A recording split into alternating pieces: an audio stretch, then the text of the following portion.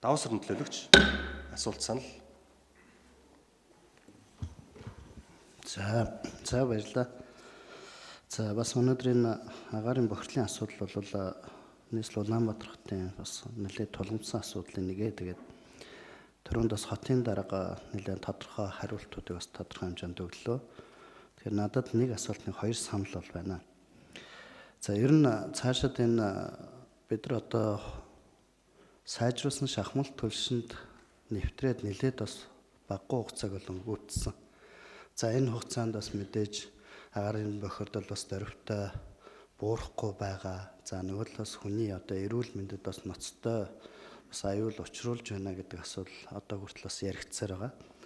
Тэгээ энэ жилээс бол одоо бид нар хагас коксдсон одоо төлшийг айл өрхийн хэрэглээнд бас нэвтрүүлээд эхэлж байна. Гэхдээ одоо энэ хугацаанд бол бас яг үр дүнг бол шууд тооцоход өмнөх одоо сайжруулсан шахмал төлсдөг холилдож түлэгдэж байгаа учраас яг үр дүнг шууд бодиттойгоор бас тооцно гэдэг бол жоохон хүндрэлтэй. Гэхдээ одоо олон улсын лаборатори тооцоо судалгаа шинжилгээгээр бол тодорхой одоо эерэг нөлөөллийг үзүүлнэ гэдэг нь бол шинжилгээ ухааны үндсээр бол нотлогдсон зүйл.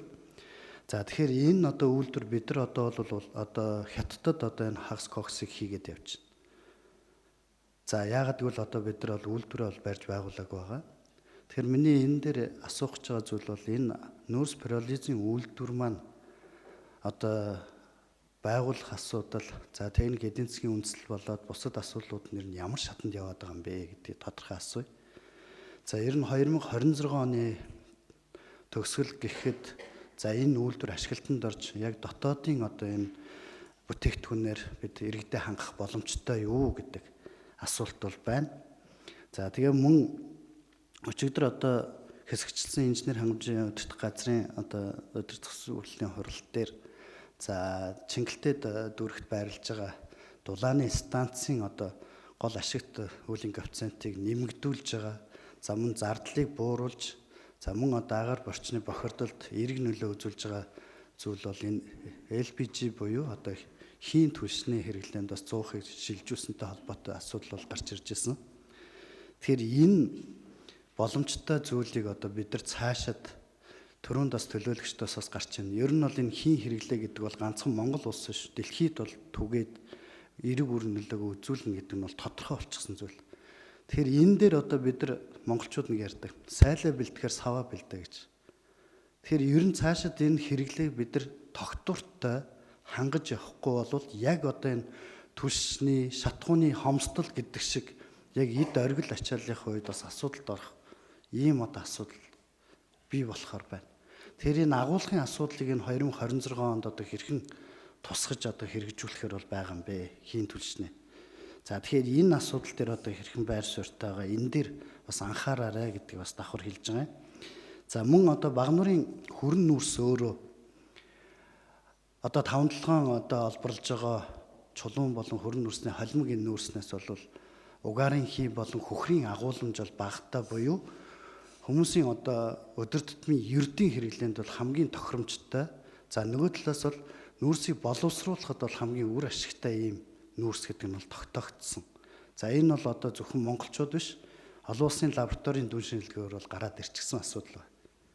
Тэгэхээр энэ одоо нүүрс пиролизын үйлдвэрээ Багнуур дүүрэгт одоо байгуулах асуудал энэн дээр одоо яаралтаас анхаарвал цаашид энэ хүн амын эрүүл мэнд за яг энэ нутаа бууруулах болоод нөгөө тал дээр хүний эрүүл мэндэд сөрөг нөлөөгүй ийм одоо түлш юм шүү. Тэгэхээр энийг одоо яарвчлах тал дээр нас нийслэлийн удирдлагуудаас анхаараарай гэдэг энэ асуудлыг бас илэрхийлж байгаамаа. За тэгээ нэг асуулт хоёр саналын өгөл баярлалаа. Амар төвчин дарга хариулъя. За даваа сарын төлөөлөгчийн асуултанд хариулъя.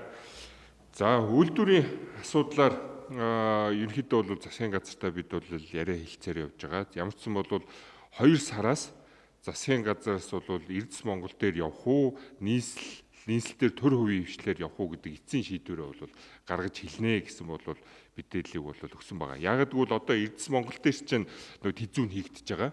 За Эрдэс Монгол бол тэзүүгийн асуудал юунд явж байна, хэдэн хувьтай явж байна гэхэд бол тэзүүгийн дуусах шатандаа орсон. За 90 орчим хувьтай явж байна. энэ ондоо багтаагаа дуусгахыг бол бид нар хичээнэ гэсэн ба.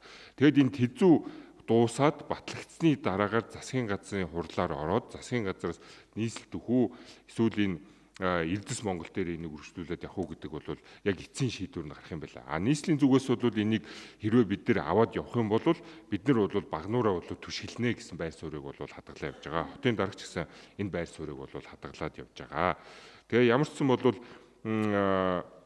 тэзүүн дуусаад ирэх юм бол бид нэг 3 сарда багтааж энэ юугаа гэрээ хэлцээрээ хийгээд за үйлдвэрийн үйл ажиллагааг эхлүүлэх энэ чиглэл рүүгээ бол яаралтай бол орохгүй болохгүй. Тэгэх юм бол одоо дахиад иргэдээс ирж байгаа нөө том хүсэлт, саналт, шахалт байгаа тийм ээ. Дахиад бид нэр одоо хятадаас ингээл хагас кокс оруулж ирэх юм уу? Дахиад энэ хятадаас бид нар ингээ хэдэн жил энийг ингээ түлхэх юм бэ гэдэг асуултууд бол шахалтууд бол орж ирнэ. Тийм болохоор бол энэ шийдвэр нь гараад яг засгийн газраас нийслэл бол нийслэл авгүй бол Эрдэс Монгол гэдэг шийдвэр нь гараад ирчих юм бол бид нар бол энийг өнөө маргаашгүй тэзүүгөө бариад шууд ажил руу ороход бол нийслэлийн зүгээс бол билээ. За энэ нийслэлээр ингээ шийдвэр нь гараад ирчих юм бол бид нар дахиад иргэдийн хурал дээр бол энэ тэзүүгийн асуудлаа ураад явна.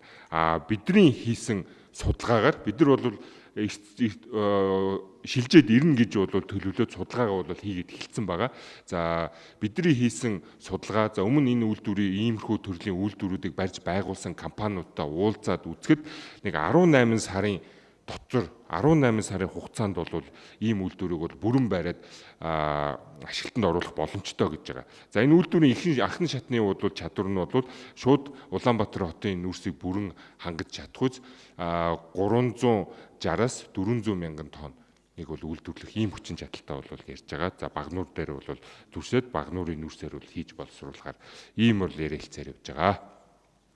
Тодруулж асуух уу? Даваа сөрөг төлөвлөгч тодруулга.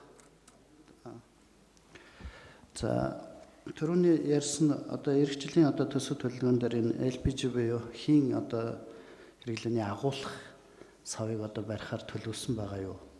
Энэ асуудал дээр нас асуу. За амар төвчин дараах хариулъя.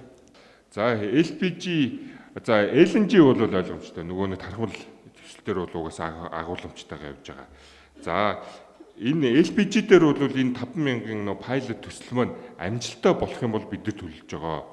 За энийг бол бид нар хаанаас вэ гэх юм бол олон улсын хөрөнгө оруулалтаас бол татна гэж бол төлж байгаа. За төр хувийн хвшлийн түншлэр энэ байгууламжийг бол байна. Яг гэвэл манай Улаанбаатарч манай Монгол улсч манай Улаанбаатарын хэрэгцээг хангах үйс ийм хувийн хвшлих бол байхгүй.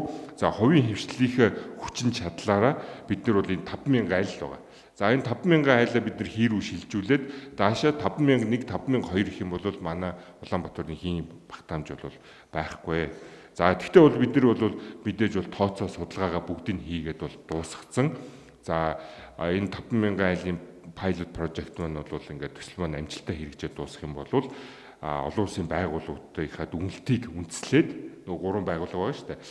Дэлхийн банк, UNICEF, тэднийхээ койкагийнхаа гаргасан дүнэлтүүдийг үндэслээд за тэгээ олон улсын байгууллага болон төр хувийн хвшлэлээр бол эдгээр ажлуудыг бол хийж гүйцэтгээд явнаа.